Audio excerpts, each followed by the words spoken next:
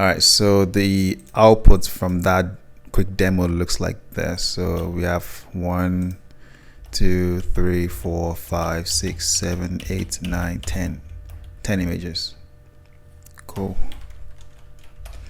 All right, so just to go over the UI of the plugin. So once you've downloaded and installed the plugin into Photoshop, all you have to just come to plugins, batch fast v1, and you have that plugin there. Okay, you should have this UI.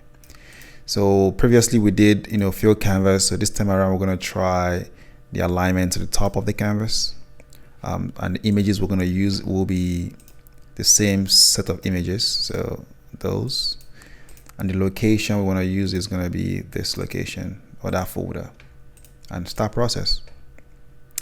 And what that looks like as usual in real time is this. So you have the images being populated, and also the naming convention for the images. So you have scene3-design1. So scene3 comes from the name of the PSD file, and design1 just comes from the name of the image being attached. So design2, design11, and so on.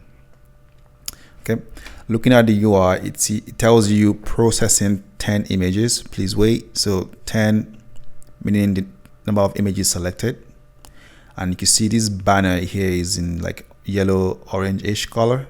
That's the processing state. So once the batch is done, you get this pop-up that tells you a batch of 10 images is complete. Please check the destination folder.